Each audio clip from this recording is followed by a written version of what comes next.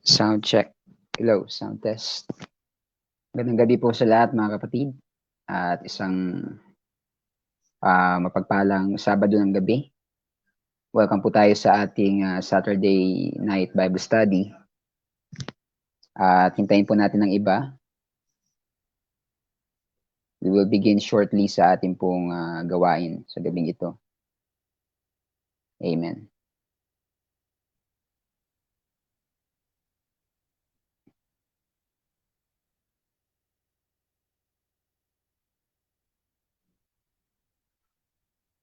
Magandang gabi sa mga nariyan na. At paki-comment lang po kung may problem yung sa ating sound, kung mahina or anumang problem mga kapatid sa ating audio. Paki-comment lang po para ma-adjust natin.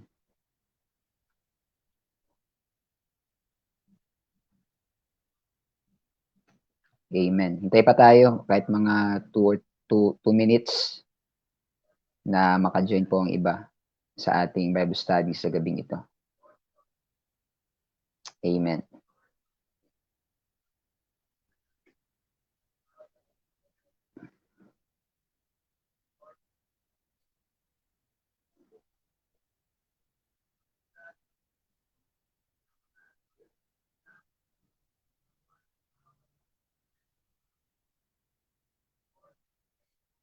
Praise the Lord. So, may announcement na mga kapatid, ano?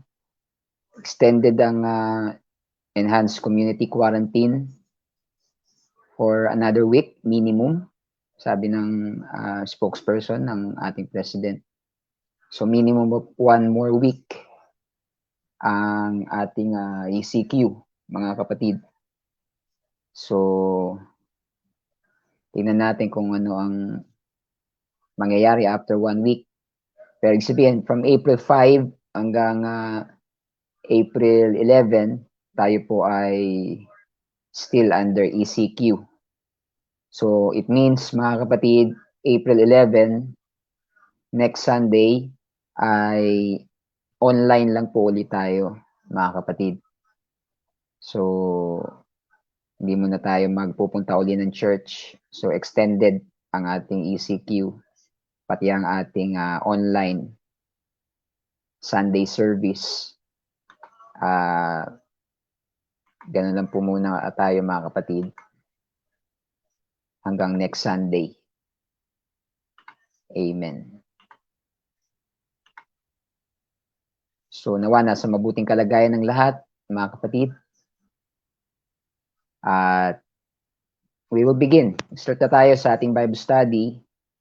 At yung iba po siguro ay hahabol na lang. Iba natin mga kapatiran, ibang mga kasamaan. I-message natin sila na Bible study na. Amen. So tayo po ay magpasimula sa ating Bible study. Tayo po ay manalangin sa gabing ito. Let's pray. Hallelujah. Manalangin tayo sa Panginoon. Praise the Lord. Praise God. Dakila, mapagpalang Diyos, salamat po sa gabing ito. Salamat po sa iyong pangunguna, sa iyong pong gabay, sa pagpapalat, biyaya, sa protection, sa provision, Panginoon, sa pagtugon sa aming mga prayers. Panginoon, marami pong salamat. Napakabuti mo sa aming buhay. Panginoon, patawarin mo kami sa aming mga pagkukulang, sa aming mga kasalanan sa iyo. At humingi po kami ng paglilinis, dalisayin, suriin mo po ang aming mga puso. Alisin mo po anumang bagay na nasumpungan mo na hindi ka lugod-lugod sa iyong harapan. Hugasan mo kami at lukuban ang iyong banal na dugo. Sa gabing ito, Panginoon, humingi rin po kami ng karunungan na gagaling sa iyo, patungkol po sa iyong mga salita na aming pag-aaralan. Ikaw po ang magbigay sa amin ng unawa, ang iyong abang lingkod na wala pong magagawa, maliban na ikaw ay sumaamin, tumulong, gumabay sa amin. Humihingi po sa inyo ng biyaya, ng karunungan. Lord, we can do nothing without you. Kaya tulungan mo kami, gabayan sa aming pag-aaral ngayong gabi. Gabayan mo po magtuturo ang bawat isang makikinig. At mga kapatid na wala pa po dito, idako mo po sila sa pakikinig ng iyong salita. Marami pong salamat, Panginoon. Ito po ang aming samo at dalangin sa iyong dakila't makapangyarihang pangalan. In Jesus' name we pray. In Jesus' name, amen. Amen, mga kapatid. Praise the Lord. So, wala pa yung iba, no? Amen. Well, anyway, mga kapatid, tayo po ay dadako sa ating Bible study. Magpapatuloy sa ating Bible study sa gabing ito. Tayo po ay nasa series ng pag-aaral dito po sa Book of Philippians. Amen. At tayo po ay nasa ikalimang bahagi na ng pag-aaral natin dito sa Book of Philippians. Sa gabing ito, part 5 na po tayo, mga kapatid. Natapos na natin ang introduction, ang ilang mga verses ng chapter 1, I believe hanggang verse 19, natapos na po natin, mga kapatid. So, ngayong gabi, pagpapatuloy po natin ang ating pag-aaral dito po sa Book of Philippians. Again, ginagawa natin to, mga kapatid, upang lumabas, mga kapatid, at maunawaan natin, lumabas ang talagang ibig sabihin ng mga sulat na ito, ng salita ng Panginoon. Ayaw natin na ang ating sariling pag-unawa at ang sariling interpretasyon ang mailagay natin sa mga bersikulo. Gusto natin na ang mismong salita ng Panginoon, mga kapatid, ang lumitaw, ang mensahe na gustong iparating ng Panginoon ang atin pong makita at hindi yung ating sariling mensahe ang ma-superimpose doon po sa mga talata. Kaya sinisikap natin na aralin ang konteksto ng mga verse na ito para po ating maunawaan ayon sa mensahe na gustong sabihin ng Panginoon, mga kapatid. So, ito po ay sulat ni Pablo sa mga mananampalataya sa lugar ng Filipos, mga kapatid. So, tutuloy na natin, natapos tayo kahapon, mga kapatid, doon po sa verse 19. Kaya tutuloy natin ngayon. Nasabi ni Pablo na ipapangaral ang salita ng Panginoon for the furtherance of the gospel. Sabi niya, nangyari ito sa akin, nangyari ang pagkakulong ni Pablo at tinuturing niya ito, naganap ito dahil para po sa ikasusulong lalo ng ebanghelyo ng ating Panginoon. Ngayon, sabi niya sa verse 19, "For I know that this shall turn to my salvation through your prayer and the supply of the Spirit of Jesus Christ." Naniniwala siya, mga kapatid, malakas ang pagtitiwala ni Apostol Pablo na ang mga bagay na ito na nangyari sa kanya, ito ay magdudulot ng kaligtasan sa pamamagitan ng pananalangin ng mga kapatiran. So, through the prayer of the church, mga kapatid, umaasa si Pablo na siya ay maliligtas sa kanyang kasalukuyang kalagayan. Nabanggit ko na kahapon yung salvation dyan, nung isang gabi.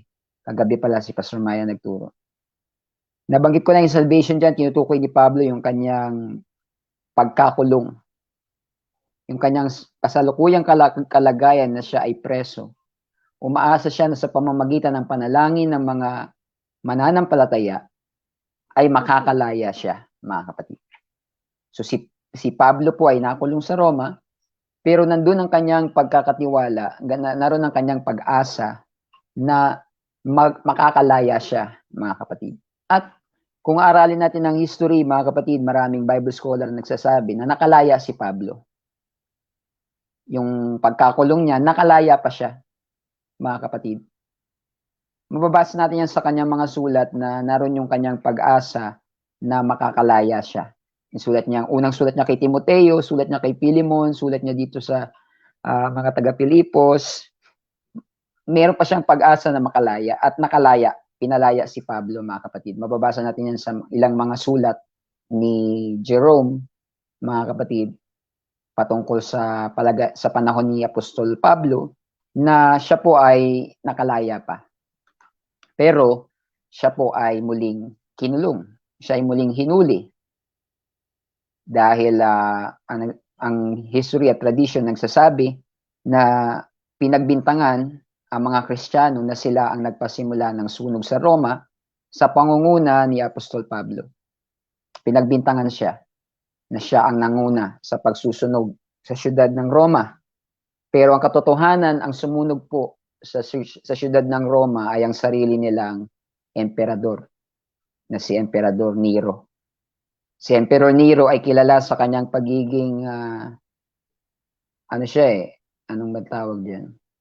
Eccentric. Parang kakaiba siya, parang weird siya. At mabilis mag-swing yung kanyang mood. At maraming nagko-question sa kanyang katinuan, kung nasa sariling katinuan itong si Nero. Sinunog niya, mga kapatid, ang siyudad ng Roma. Itong si Emperor Nero. At ibinintang niya sa mga Kristiyano. Kaya nakulong uli si Apostol Pablo. At this time, hindi na po siya nakalaya. Pinatay na po siya, pinugutan ng ulo. Kaya yung pangalawang sulat niya kay Timothy, sabi niya, I've fought the good fight of faith. I've finished the course. I've kept the faith, sabi niya. I'm ready to be offered. Handa na akong ialay. Handa na akong na kunin. Dahil sabi niya, natapos ko ng aking takbuhin. Naisulat yun ni Pablo nung malapit na siyang bitayin. Sabi niya, iniwanan na siya ng lahat. Pati si Demas, iniwanan na siya. Yan na yun, yung sulat niya na yun sa pangalawang pagkakakulong niya, mga kapatid.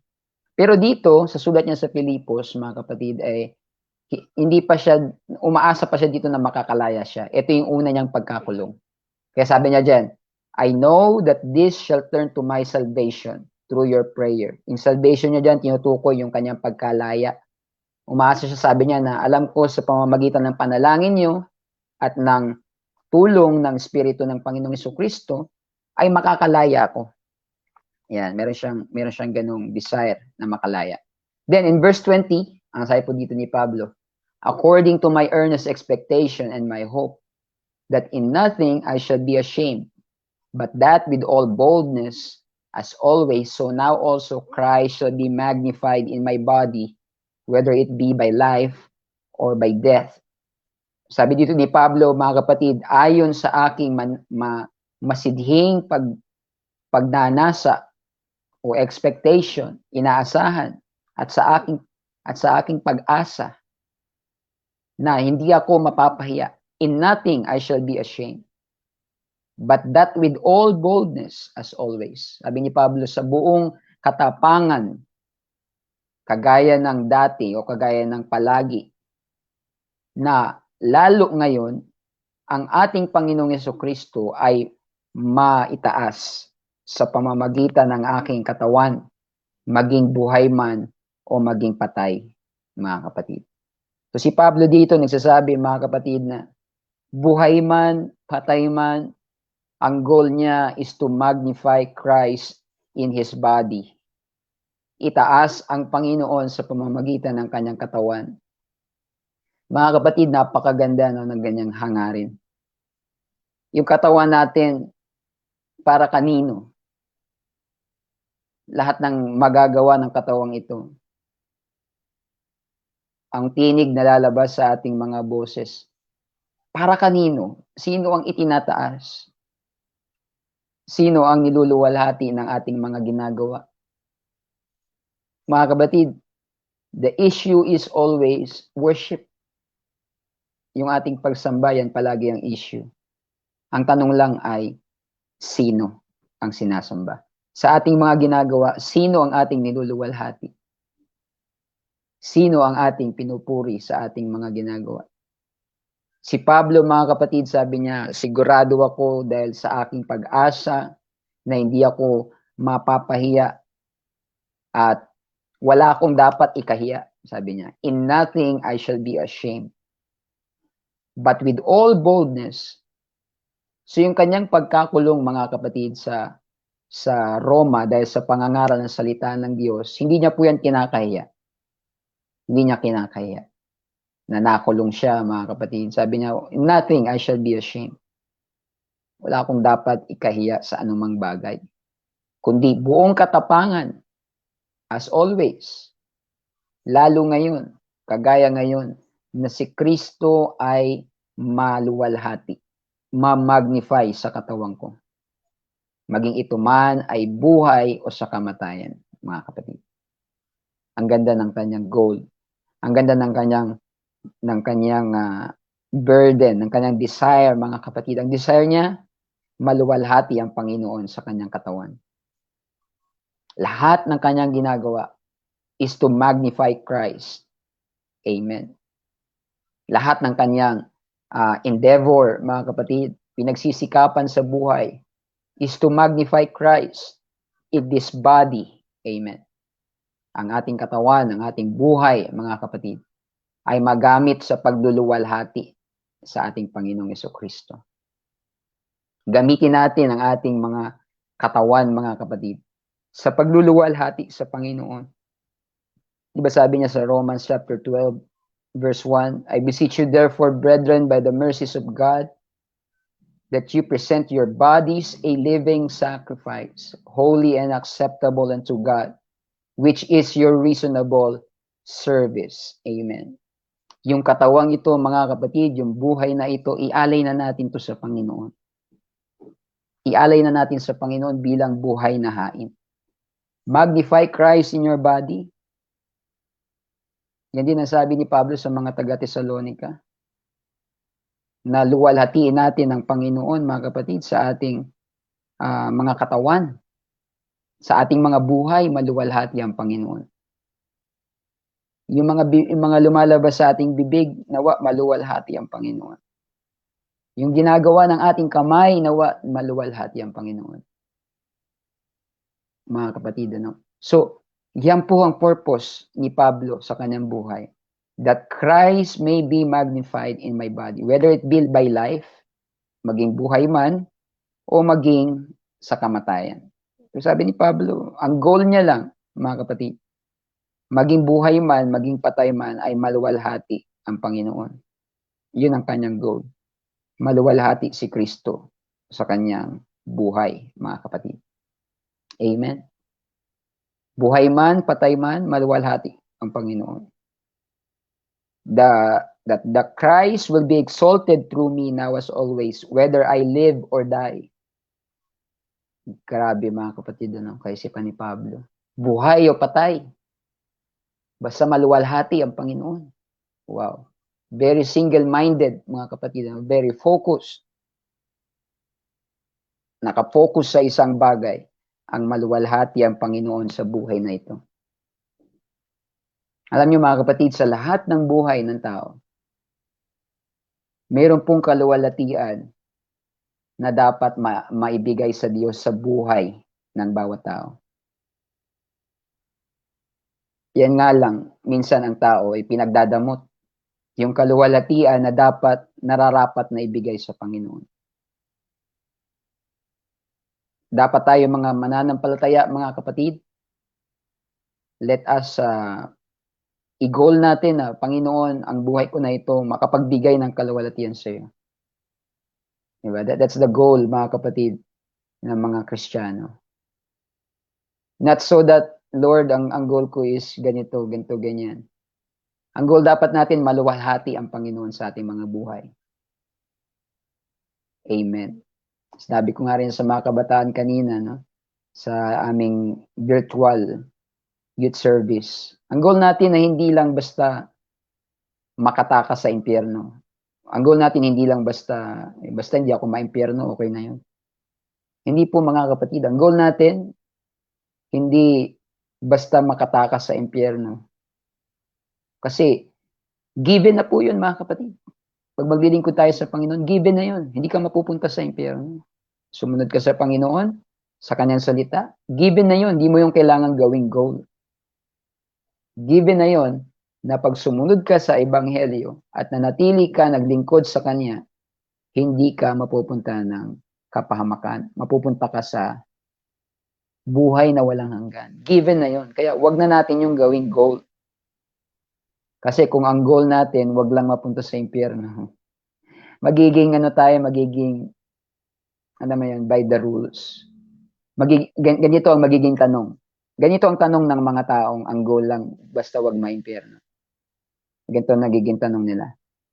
Pastor, pag ginawa ko ba to, maimpyerno ako? Ba't yun lang ba ang goal mo? Ang goal mo lang ba, wag maimpyerno? Ba't pastor, pag ginawa ko ba to, masama ba to, maimpyerno ba ako? Yan. Ang goal natin, hindi lang basta wag maimpyerno.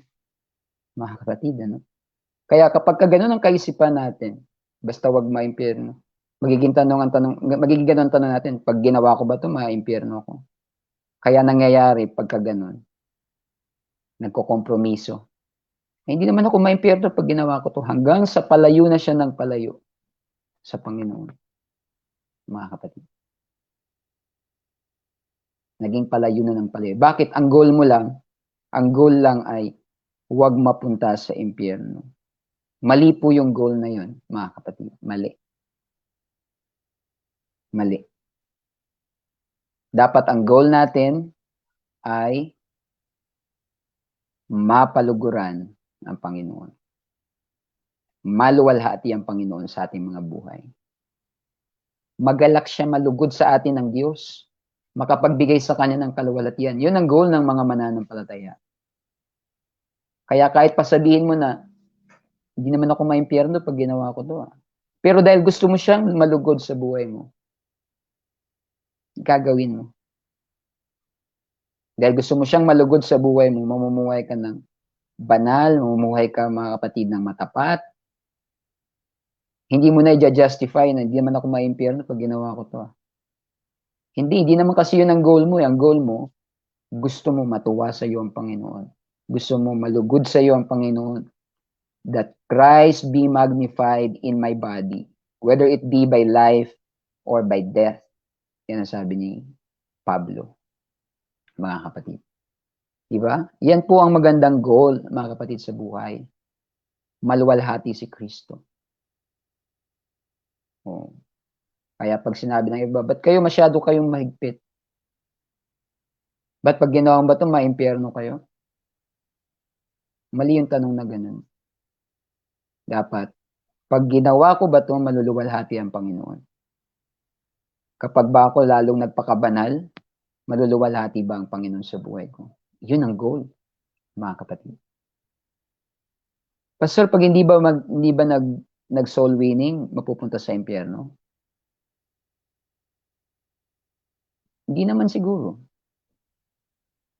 Eh, yun naman pala, pastor, hindi na tayo magso-soul winning. Hindi naman pala tayo mapupunta sa impyerno kahit hindi tayo mag-soul winning. Pastor, pag hindi ba nag-evangelism, pag hindi ba ako nag-share ng word of God, mapupunta ba ako sa impyerno? Hindi. Good for you, mga kapatid.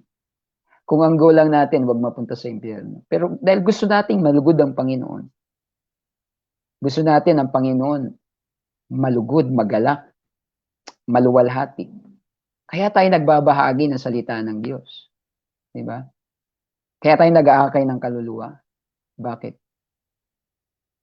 Over one soul that repents, meron pong kagalakan sa kalangitan, sa mga anghel ng Diyos sa presensya ng Panginoon. Sabi sa Luke 15.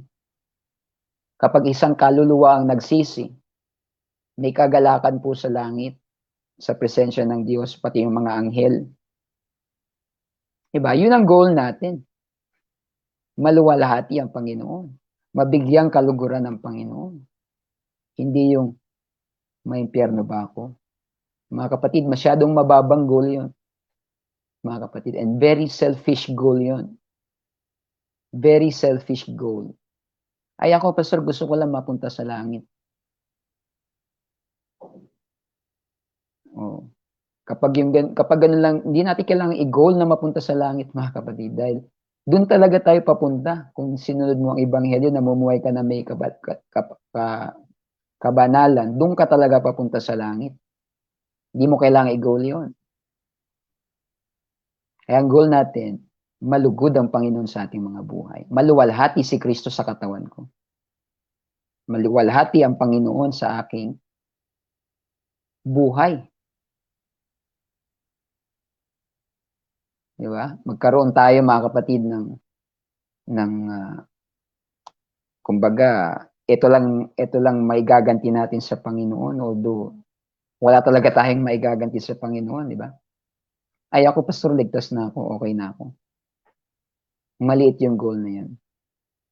Kung ganun ang goal ni Pablo, hindi na siya magpapakahirap sa pag-share ng gospel, hindi na siya magpapakulong para sa ebanghelyo. Ligtas naman na siya eh. Pero ito ang goal niya, sabi sa 20, that Christ shall be magnified in my body, whether it be by life or by death. Maging sa buhay man, lahat ng magagawa ng buhay na ito, lahat ng mapoproduce ng katawan na ito, lahat ng mapoproduce ng buhay na ito, lahat ng tinig na lalabas sa bibig na ito, lahat ng magagawa ng kamay na ito, ay para ma-magnify ang Panginoon sa katawang ito, mga kapatid. Yan sabi niya sa Romans chapter 6, kung maalala niyo sabi niya doon, na dati alipin tayo ng kasalanan. Yung mga bahagi ng ating katawan ay ginagamit sa kasalanan. Pero ngayong alipin na tayo ng katuwiran, dapat yung bahagi ng ating mga katawan ay ginagamit na rin para sa paglilingkod sa Panginoon. Nung dati ang katawan natin nagagamit sa kasalanan, sa kamunduhan, mga kapatid, sa sanglibutan. Ngayon, nanaligtas ka na, dapat Christ will be magnified in your body. Pastor, ba't kayo ang higpit nyo sa damit? Ba't kayo kumanamit parang matanda? Yan ang goal dyan, mga kapatid. So, that Christ will be magnified in my body, mga kapatid.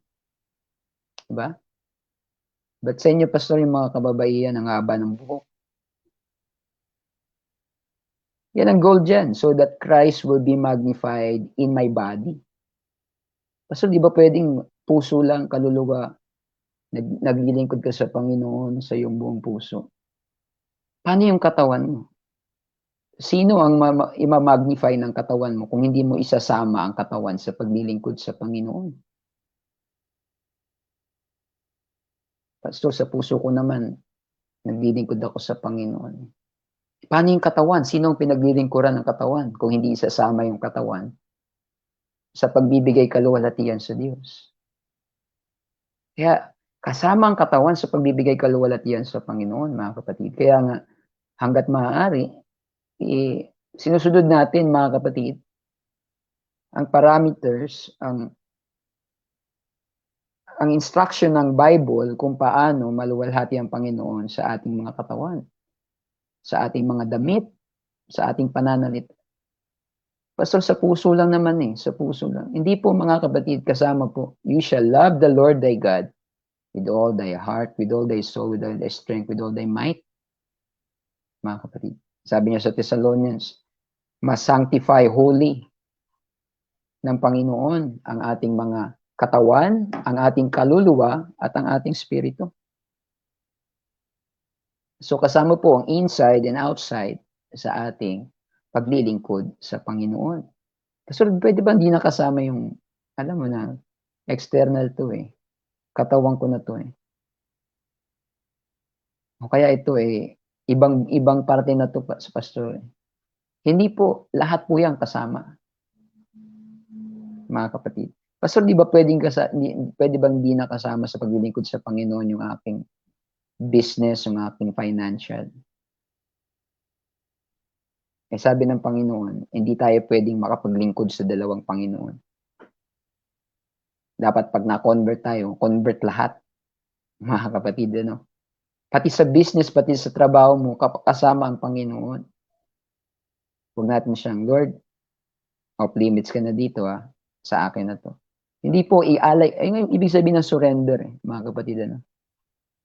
Kapag ang isang rebelde ba sa gobyerno, pag sumuko, o pwede ba siyang magsuko ng kalahati lang? Kasi suko na kami pero kalahati lang ng armas namin sa suko namin. Hindi po pwede. Ang totoong pagsuko, suko lahat, mga kapatid. Suko lahat kasi nga suko eh. Taas nga kamay, di ba? Taas kamay, ibig sabihin, sumusuko. Taas kamay, ibig sabihin, wala nang hawak, mga kapatid. So, whether it be by life, magnify Christ in your body. I-apply natin to, no? Yung principle. Kapag nakuha natin yung tamang interpretation and principle ng verse, ma-apply natin ng tama sa buhay natin.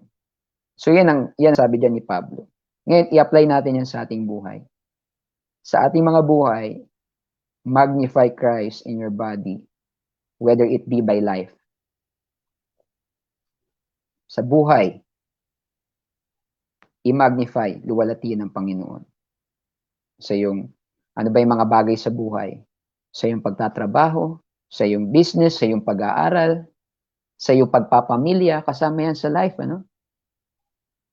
Yung pagpapamilya, dapat ma-magnify din ng Panginoon sa ating pamilya. Sa ating pagtatrabaho.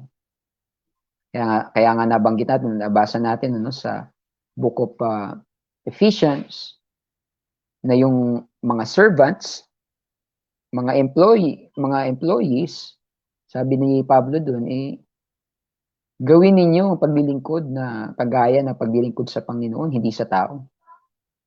So that, sa buhay natin ito, ma-magnify ang Panginoon. So kasama yan, yung work, yung business, pag-aaral, mga kapatid. Sa mga kabataan, love life. Kasama yan, ma-magnify sana ang Panginoon sa ating mga love life, mga kapatid. Ano? Sa ating mga buhay, lahat po yan. Ay, pastor, di nakasama yung love life dyan. Teka, love life na yan eh. Ay, hindi, kasama lahat yan. Bakit, anong mayroon sa love life na hindi mo to sasama? Ibang usapan na yan. Bakit naging ibang usapan? Bakit palagay mo wala nang pakialam ang Panginoon dyan? Hindi po, lahat po yan. Whether it be by life, kasama yan. Kasama yan. Pagpapamilya, kasama yan. Or by death. Si Pablo willing siya, mga kapatid, na hanggang mamatay, hanggang kamatayan. Basta yung kanyang kamatayan ay makakapagbigay kapurihan sa Panginoong Jesucristo. Whether it be by life or death, Christ will be magnified in my body. Yan po ang pangangatwiran. Yan ang prinsipyo ni Pablo na pinanghawakan. Okay lang mamatay para sa kanya basta maluwalhati ang Panginoon sa katawan niya, sa kanyang buhay. Maging sa buhay man o kamatayan, maluwalhati ang Panginoon. Kagaya sinabi ko kanina, sa lahat ng buhay ng tao, ng bawat tao, may kaluwalhatian po na dapat maibigay sa Diyos sa buhay ng bawat tao. Hindi lang lahat ay willing na ibigay ang kaluwalhatian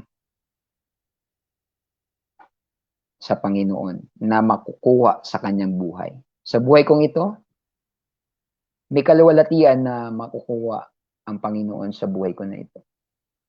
Kaya dapat willing ako even unto death, basta maibigay yung kaluwalhatian na yun na nararapat sa Panginoon. Sa buhay ng lahat ng tao, pero ang ibang tao ay, hindi, buhay ko to eh.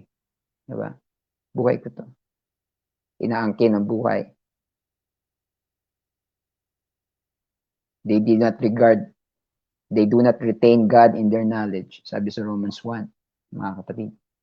So, whether it be by life or by death, Christ shall be magnified in my body. Yan sabi ni Pablo sa verse 20. Kaya ito, verse 21, itong pinili kong title ng ating topic ngayong gabi. Very, very, very much on time. For me to live is Christ, and to die is gain. Amen. Para sa akin, sabi ni Pablo, ang mabuhay ay kay Kristo at ang mamatay ay pakinabang. Amen. Hindi lang po yan para sa mga pastor na nag-alay ng buhay para sa pangangaral ng Ebanghelyo. Para rin po yan sa lahat ng mananampalataya. Dapat ito po ang ating pinanghawakan. To live is Christ and to die is gain. Dahil kung hindi ito ang ating pinanghawakan, mga kapatid, matatakot tayo sa kamatayan. Although lahat tayo mayroong takot sa kamatayan in a sense na hindi natin Hindi natin alam, mga kapatid, kung paano ito darating sa ating buhay. Ano? Natin alam eh. At because of that uncertainty, kung kailan ba ito darating ba ito in the form of sickness, in the form of old age, in the form of accident, or in the form of malicious intent. Hindi natin alam kung paano darating. And because of that uncertainty, mayroong takot ang tao. Mga kapatid. Pero, mga kapatid ko, without that proper knowledge na ang kamatayan, sabi ng Bible, is the last enemy to be defeated. Matatakot tayo sa kamatayan. In the sense na hindi natin to ituturing na kaaway na dapat gapiin. Pag wala tayong ganitong principle na for me to live is Christ and to die is gain, we cannot be truly followers of Christ. Dahil sabi ng Panginoong Jesucristo, they that would like to follow me, but they should deny themselves, take up their cross, and follow me. Gusto sumunod sa Kanya? Tanggihan mo ang iyong sarili, pasanin mo ang krus, at sumunod ka sa Panginoon. Ang iba, they took it literally, na nagpapasan sila ng krus. Ang iba, mga kapatid, yung bearing of the cross ay ginawang literal, kaya ginawang kwintas. Then, kinuha sa verse na yan. Dala-dala nila ang krus, kaya kiningkwintas. Pero hindi po yun ang ibig sabihin ng Panginoong Jesucristo. Hindi literal na magpapasang ka ng krus, o hindi literal na magsasabit ka ng krus sa iyong leeg. Ang ibig sabihin nun, mga kapatid, sa pagsunod sa Panginoon, kasama po dyan ang self-denial. You deny yourself. At yun po ay mahirap. Mahirap po yun.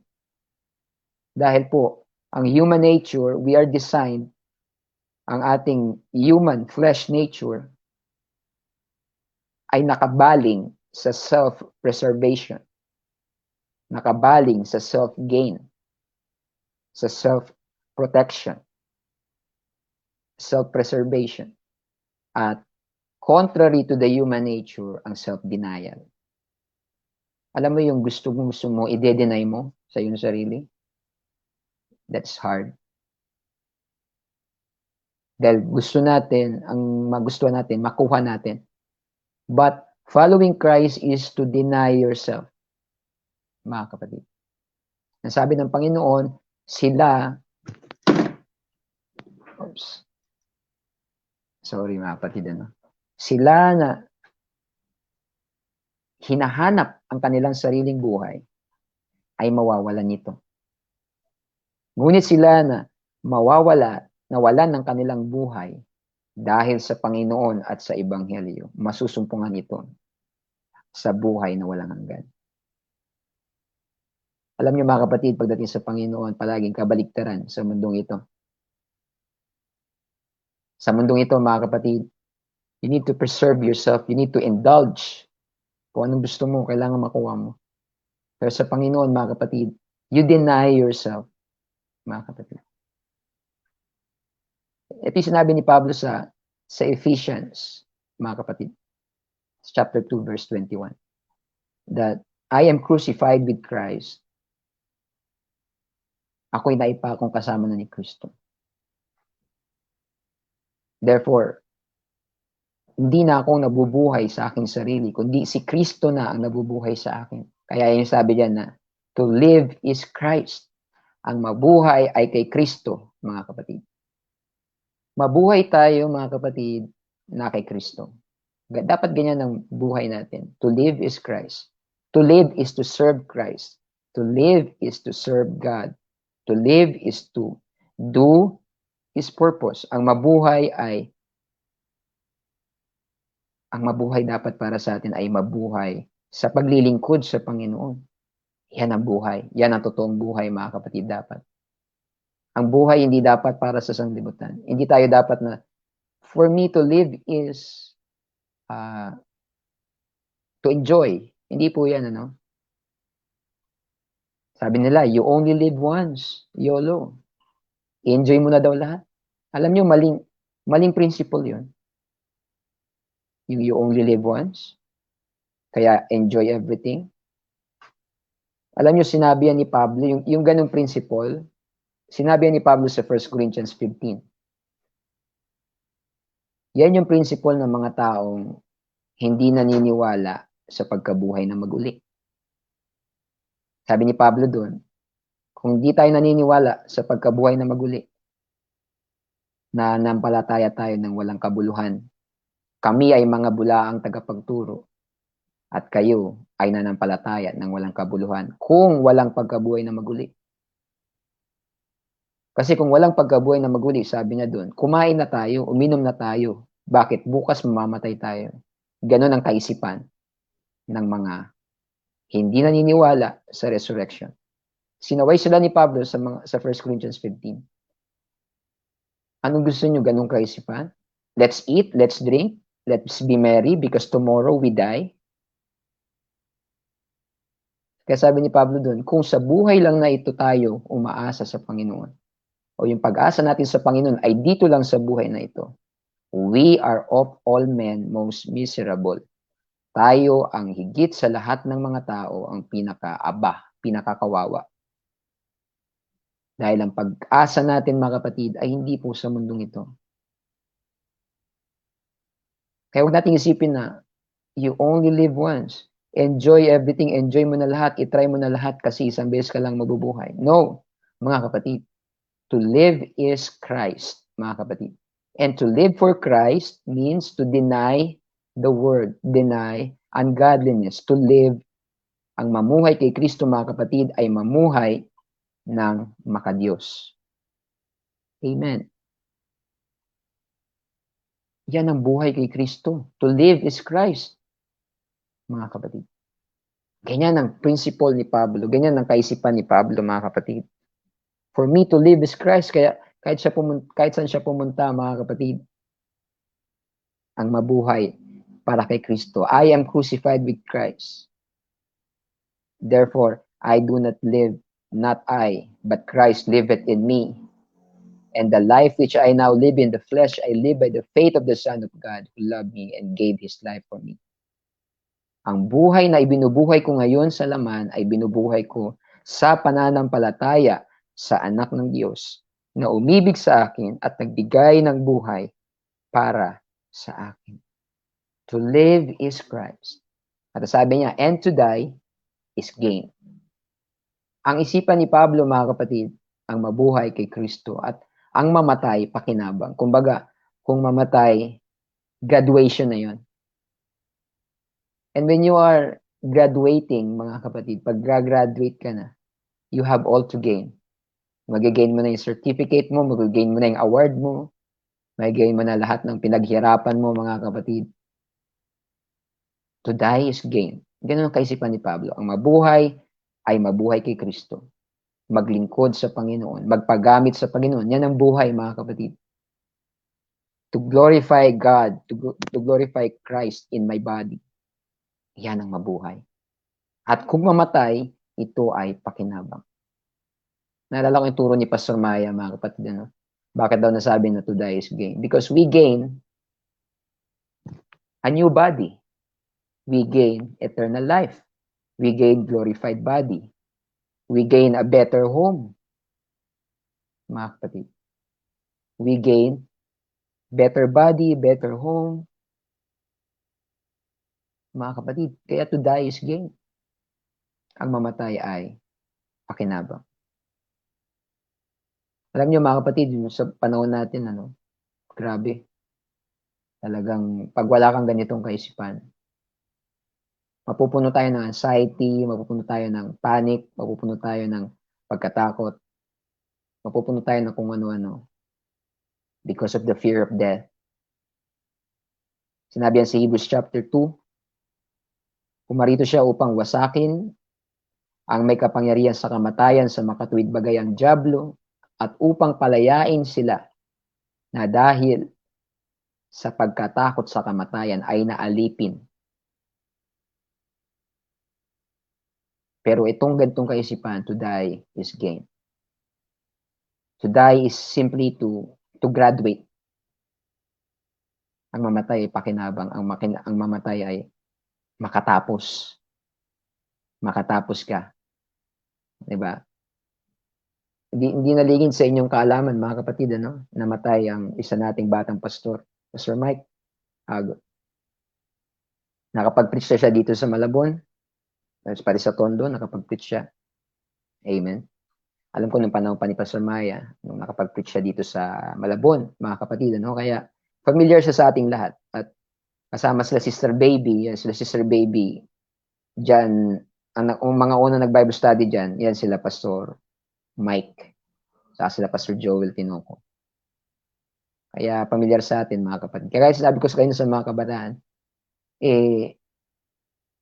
I don't desire na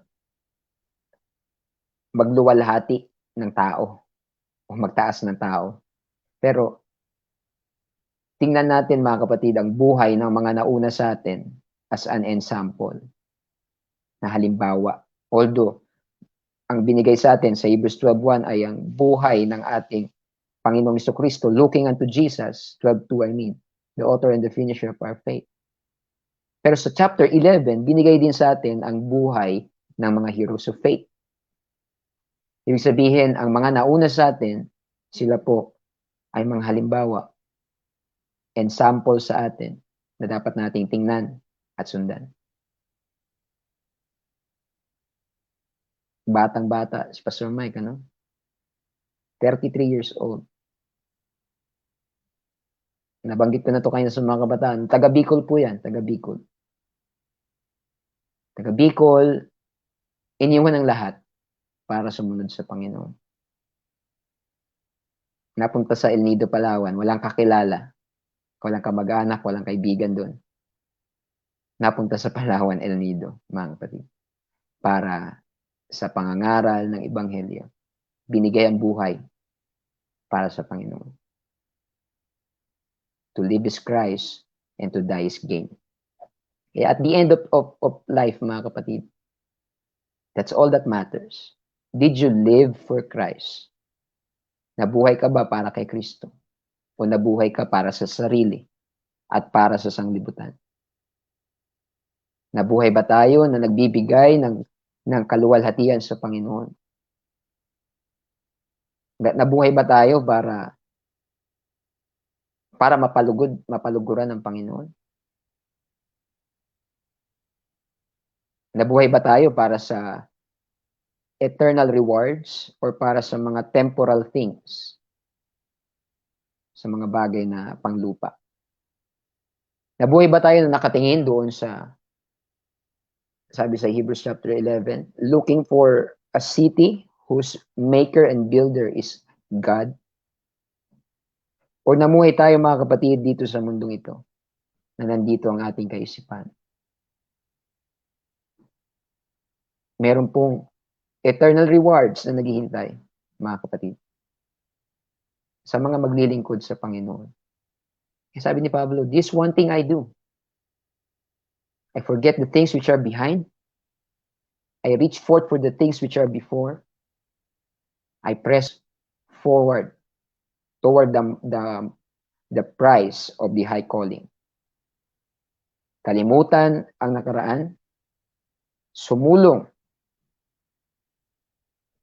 pasulong, mga kapatid, and we press forward, magsumikap tayo na maabot natin, mga kapatid, yung prize of the high calling of God sa ating buhay.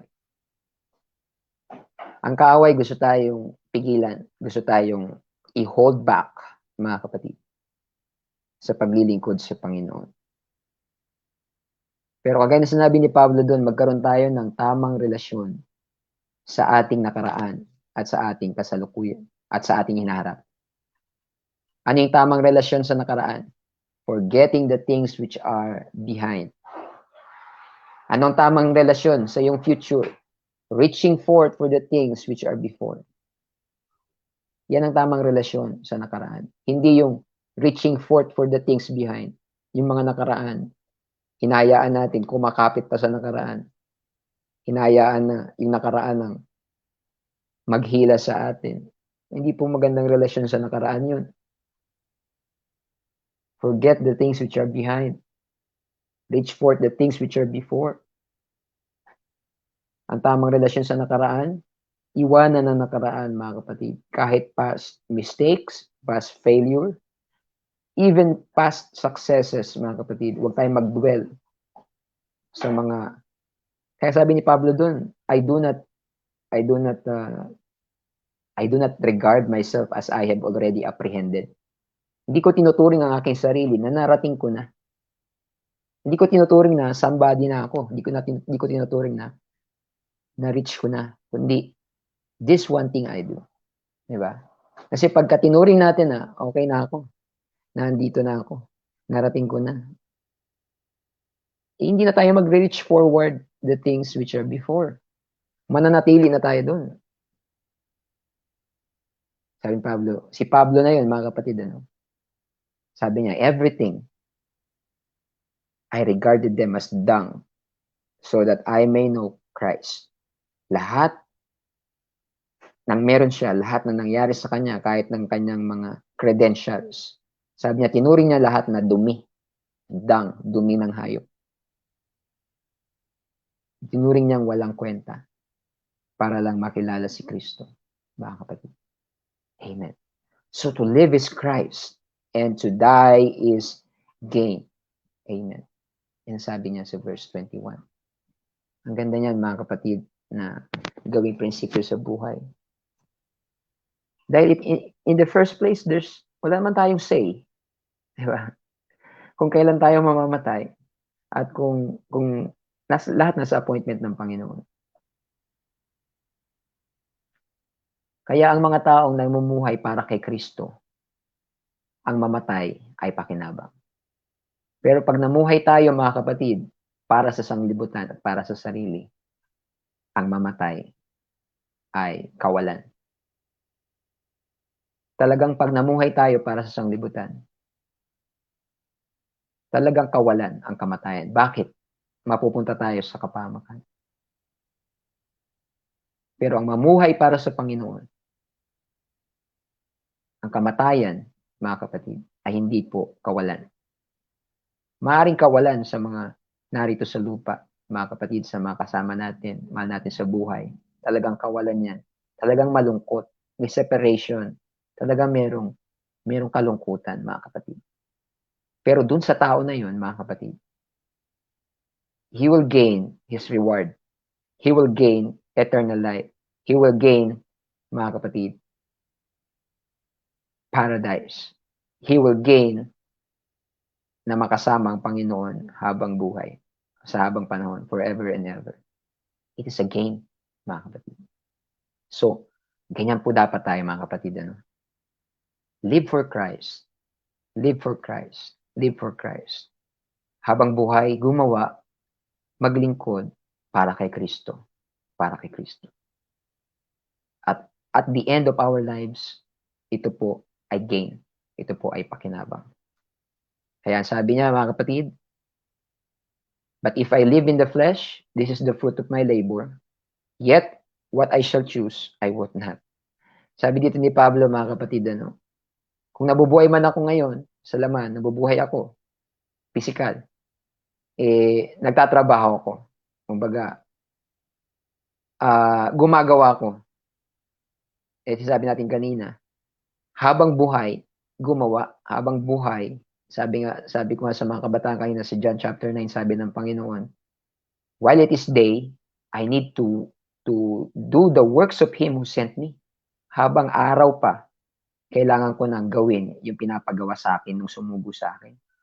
Dahil dumarating ang gabi na wala nang makakagawa. Yung gabi doon ay kamatayan. Kaya habang buhay pa, habang may magagawa pa, gawin na para sa Panginoon. Show forth the fruit of your labor. Yung buhay natin ay maging fruit of our labor, mga kapatid. Our labor which are not in vain. Hindi po ito walang kabuluhan sa Panginoon.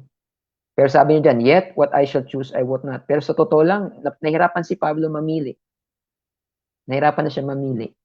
Mapili ng ano? Yan sa verse 23. For I am in a strait betwixt two, having a desire to depart and to be with Christ, which is far better. Sabi ni Pablo, sa totoo lang, nalilito na ako. Nasa sangandaan ako, nahihirapan akong mamili. Gusto niya lang mag-depart eh. Gusto niya lang umuwi sa Panginoong Jesucristo. That is far better, sabi niya.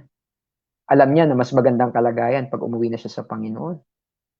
Dahil sa dami rin ng persecution, meron na rin siyang desire to depart. Sabi nga sa Romans chapter 8, dahil sa mga pangyayari sa ating paligid, meron ng groaning within ourselves. Meron ng, sa loob ng ating spirito, nag-groan sa pagbabalik ng Panginoon. Sabi dito ni Pablo, nalilito na siya. I'm in strait betwixt two, nahirapan akong mamili. Sa loob-loob niya, gusto niya na ring mamaalam eh. Gusto niya nang pumunta sa Panginoong Jesucristo, umuwi na sa Panginoon. That is far better. Kaso lang, sabi niya dyan sa verse 24, nevertheless, to abide in the flesh is more needful for you. Sabi ni Pablo, kung ako lang gusto ko nang umuwi sa Panginoon. Kaso, pag manatili ako dito sa laman, yun ang mas kailangan niyo. Kumbaga sabi ni Pablo, kung ako lang gusto ko na sanang mamaalam, bumalik sa Panginoon, kaso kailangan niyo pa ako eh. Diba? Na manatili ako dito na buhay ay more needful for you. Kailangan nyo pa ako ng buhay, kailangan nyo pa na magtuturo, kailangan nyo pa na mag-guide sa inyo. Parang ganun, mga kapatid, ang gusto niyang ibig sabihin dyan. Siya lang gusto niya nang umuwi sa Panginoon, pero alam niya marami pang kailangan gawin. At marami pa siyang tuturuan, marami pa siyang i-guide, mga kapatid, sa kanyang ministry. Kaya sabi niya dyan, mga kapatid, and having this confidence, I know that I shall abide and continue with you all for your furtherance and joy of faith. Kaya sabi niya, mga kapatid, na nalaman ko naman na pag nanatili ako kasama ninyo, ito ay para sa ikakasulong pa ng inyong pananampalataya at ng inyong kagalakan. Kumbaga si Pablo, alam niya kailangan pa siya ng mga mananampalataya. Kailangan pa siya ng congregation. Kailangan pa siya ng mga Christian na ito. Marami siyang tinayong mga gawain at tinuturing niya na mga anak sa pananampalataya. Kaya nahirapan pa siya mamili. Gusto niya sanang bumalik na sa Panginoon. Gusto niya sanang mamaalam na, pero alam niya kailangan pa siya. Kasi nga, alam niya mga kapatid, kapag nasa Panginoon na, much better yun eh. Pero kailangan pa siya eh. Marami pa siyang gagawin na ministry dito po sa lupa. So yan po ang ibig sabihin dyan ni Pablo. Kaya salamat sa Panginoon mga kapatid, para sa ating mga pastor na ginagamit. Talagang ginamit sa atin ng Panginoon ng mga lingkod niya para tayo makapakinig ng salita ng Diyos, mga kapatid. So, yan po ang kalagayan na nararamdaman ni Pablo nun. Pero ang gusto kong fokusan sa ating pagtatapos, yung sinabi niya na to live is Christ, to die is gain. Alam niya na may reward siya sa Panginoon. Alam niya na pakinabang. Kung mamatay man siya, alam niya kung saan siya pupunta. Kaya nga, kung sa kanya lang, gusto niya nang pumunta doon. Yun nga lang, marami pang nangangailangan ng ministry niya, mga kapatid. Bilang mangangaral, bilang apostol, bilang lingkod ng Panginoon. Kaya sabi niya, magpapatuloy ako. Alam ko na sa pagpapananatili ko ay lalo kayong lalago sa pananampalataya at sa kagalakan, sa paglilingkod sa Panginoon. Amen. So yan po mga kapatid, ganyan na muna tayo, overtime na tayo. Ganyan na muna tayo ngayong gabi. For me to live is Christ and to die is gain. Amen. Hallelujah. Napakagandang life principle, mga kapatid. Mabuhay tayo para kay Kristo. At kung mamatay man, ito ay pakinabang kapag ka nabubuhay ka sa Panginoon. Alam niyo mga kapatid, kahapon, 4 na pastor at isang pastor's wife ang namatay. Isang araw lang kahapon. O yung isa yata, yung isang gabi pa, pero kahapon lang lumabas ang balita. 4 na pastor, isang pastor's wife, mga kapatid, ang bumalik na sa Panginoon. Amen. Kaya may kalungkutan, di ba, sa atin na mga naiwan at kaibigan. Pero alam natin, mga kapatid, na they are now enjoying their reward dahil namuhay sila para sa Panginoong Kristo. Nasa eternal rest na sila. Nasabihan na sila ng Panginoon na, well done, thou good and faithful servant. Naging matapat ka sa ipinagkatiwala sa iyo. Pumasok ka sa kapahingahan ng iyong Panginoon. Amen. Yan ang ating maging goal, mga kapatid. Malugod ang Panginoon at maging matapat tayo sa ating paglilingkod sa Kanya. Amen. Praise the Lord. Manalangin tayo, mga kapatid, as we end tonight. Let us pray. Dakila at mapagpalang Diyos, salamat po. Salamat po, Panginoon, sa pagkakataon na makapaglingkod sa iyo. Salamat sa pribilehiyo na makapag-serve, Panginoon. Salamat sa pribilehiyo, Panginoon, na mapaglingkuran ka. Kaya, Panginoon, tulungan mo kami kagaya ng sinabi ni Apostol Pablo, na maging sa buhay man o kamatayan, ma-magnify ka sa aming katawan na ito. Ano man ang kaya naming gawin, Panginoon. Ano man ang mapuproduce ng katawan na ito. Ano man, Panginoon, ang kayang matrabaho, Panginoon, ng aming mga katawan. Nawa makapagbigay ng kaluguran sa iyo. Makapag-magnify sa iyo, Panginoon. Maitaas ka nawa, Panginoon, at mabigyan ka ng kaluguran, ng kaluwalhatian sa aming mga katawan, sa aming mga buhay, maging sa buhay man at maging sa kamatayan. Maging sa kamatayan, Panginoon, nawa. Maibigay pa rin sa iyo ang kapurihan, ang kaluwalhatian. Salamat, Panginoon. Tulungan mo kami na maglingkod sa iyo ng matapat. Tulungan mo kami na gawin namin ito, isipin namin ito palagi, na ma-magnify ka sa aming mga buhay, sa araw-araw. Ano mang meron kami, tinatangkilik, ano mang angkin namin, Panginoon, na lakas, talino, ano mang meron kami na pinagkatiwala mo, Panginoon, magamit para po sa iyong kapurihan. Maraming salamat sa iyong mga salita. Maraming salamat, Panginoon, sa iyong mga anak na nakinig. Lain ko po ang bawat isa, Panginoon, ng mga kapatiran ng UPC Malabon, bawat pamilya. Ikaw po mag-ingat, ikaw po maggabay, magpala, mag-protect, Panginoon. Kaya din po ang bawat nakikinig at kanilang pamilya mula sa UPC Tondo at iba pang mga churches, mga kapatiran namin abroad, Panginoon, at mga mahal namin sa buhay, kaibigan na nakikinig. Dalahin ko po ang iyong gabay, pag-iingat sa bawat isa. Dahil din po, Panginoon, tinataas namin sa ipatuloy si Nanay Bien na may nararamdaman sa kanyang katawan sa oras na ito. Patuloy namin tinataas at inaangkin ang kagalingan, Panginoon, kalakasan, igawad mo po sa kanya. Igawad mo po sa kanya. Maramdaman niya ang kagalingan sa oras na ito, Panginoon. Kalakasan ng gagaling sa iyo, maramdaman niya, tanggapin niya sa oras na ito. Sa pangalan ni Jesus, in Jesus' name, we claim that, Panginoon. Marami pong salamat, O Diyos. Sa iyo po ang lahat ng papuri, lahat ng pagsamba, sa salamat at kaluwalhatian. Ito po ang aming dalangin sa aming pagtatapos. In your mighty name, in Jesus' name, we pray, in Jesus' name. Amen. Amen, mga kapatid. Praise the Lord. So, salamat po sa inyong pakikinig sa gabing ito. At hindi ko po makita ang inyong mga pangalan. Pero salamat sa inyong pakikinig, maging sa manonood ng replay. At ito pong mga videos na ito, pati yung series ni Pastor Maya on the Book of Acts, ini-upload po natin sa ating website para kung gusto nyo balikan, hindi kayo mahirapan sa ating Facebook page na hanapin. Magkakasama na po yun doon. So yung link, ipopost ko po or itanungin nyo sa akin, isasend ko sa inyo yung link. So yan lang po, mga kapatid, ang pagpapala, pag-iingat, gabay ng Panginoon ay sumating pong lahat. The Lord bless you, mga kapatid. Tapos na po ang ating Bible study. Bukas, alas 3, online live service tayo, mga kapatid. Magkita-kita tayo manambahan sa Panginoon bukas. The Lord bless you. Magandang gabi po sa ating lahat. Amen.